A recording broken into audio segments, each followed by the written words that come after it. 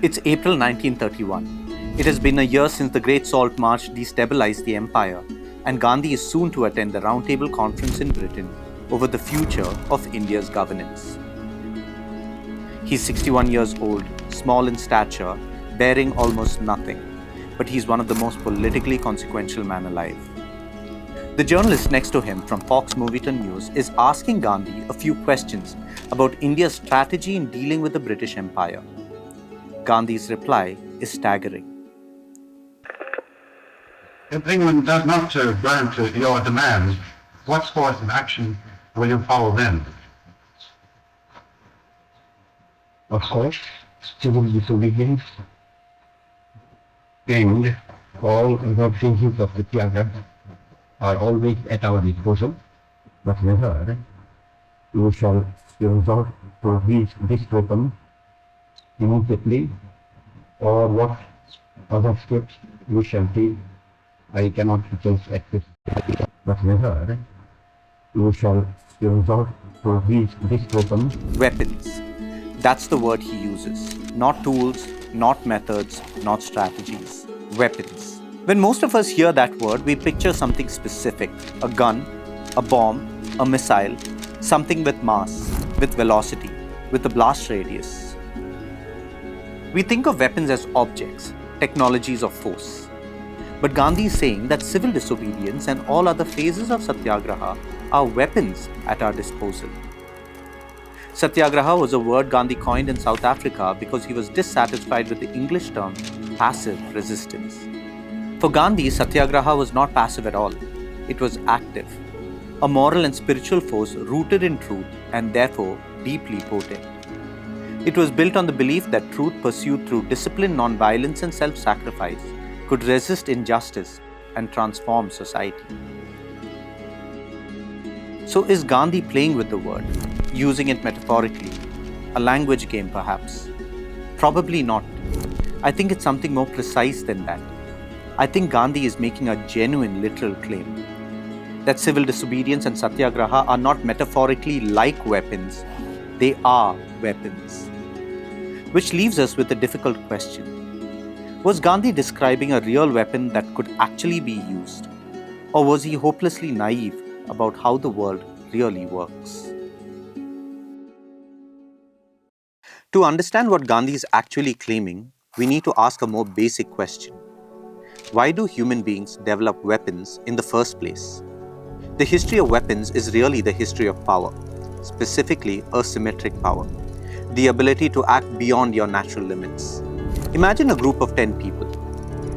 9 unarmed, 1 with a gun. That single object restructures the entire dynamic. Doesn't matter how strong the other 9 are, the weapon rewrites the terms. Scale that up, one nation with nuclear weapons surrounded by nations without them, the dynamics shift completely. The weapons don't just threaten, it governs. So when Gandhi calls civil disobedience and Satyagraha his weapons, he's using that word with full awareness of what it means. And here's what the weapons of Satyagraha actually look like in practice. A fast, a march, a spinning wheel, a vow of silence. None of them look powerful. And yet each of them is designed to do exactly what a weapon does, to shift the terms of the encounter, to reframe the terms on which power is even exercised. Gandhi's argument is that these weapons can do something conventional weapons fundamentally cannot. They can transform both sides of the conflict. Every conventional weapon runs on a zero-sum logic. For one side to win, the other has to lose. That is the only outcome that conventional weapons can produce. Gandhi's weapons ran on a different logic entirely. The goal is never to break the opponent, it is to reach him. The enemy didn't have to be destroyed, he had to be won over. And that is a fundamentally different project. Because a bullet ends a conflict, it does not resolve it. The conditions that create the conflict remain, the resentment remains, the injustice that started it all remains. Gandhi's argument was that the only way to actually resolve the inherent structures of a conflict, not just pause or suppress it, was to change the heart of the people inside it. Another pivotal difference is that conventional weapons are designed to transfer suffering outward, to make the enemy pay the price, break enough bodies, exhaust enough resources, and eventually they will have no choice but to yield. Satyagraha runs on the opposite principle entirely. The person wielding it takes on the suffering. You walk towards the violence, absorb it, and refuse to return it. You don't protect yourself from the cost. You accept the suffering willingly. And that is precisely what makes it work. Soon after this final triumph, the hand of an assassin ended the life of a great man who sacrificed all in the cause of brotherhood and peace among his people.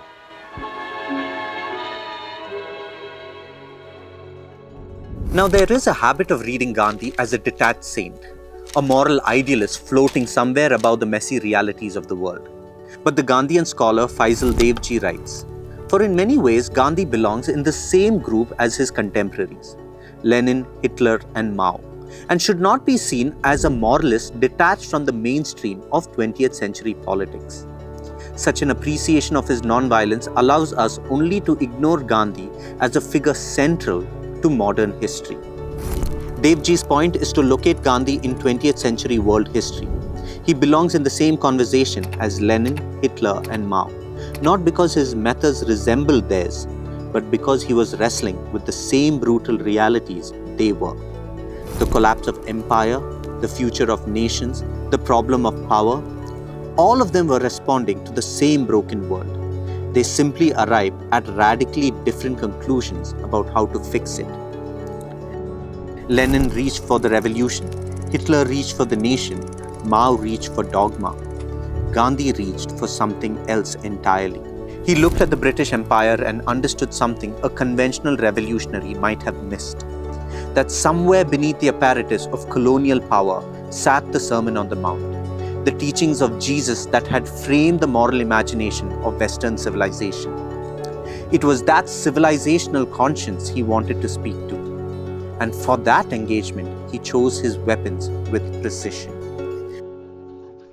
All this time, wherever he went, the Mahatma's doctrine of communal peace brought hope and faith to millions in village and city alike.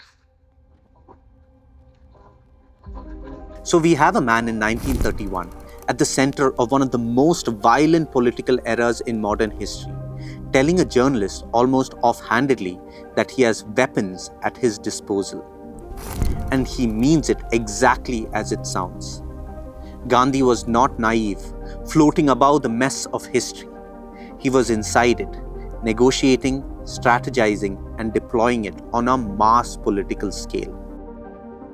In his 40 years campaign for freedom, his creed was peace. When independence came, it brought bloodshed. Yet Gandhi's non-violence held in check the threat of civil war. His simple eloquence and ascetic life earned him the respect of all. Sir Stafford Cripps called him the world's greatest spiritual leader. Only history will name him mystic or astute politician. And so the questions he faced does not stay in the 20th century. It arrives in our own lives as well. Gandhi's life was an argument that force was not our only option, that another kind of power exists, one that operates on a different plane. The weapons of Satyagraha are available to each one of us if we have the courage to pick them up.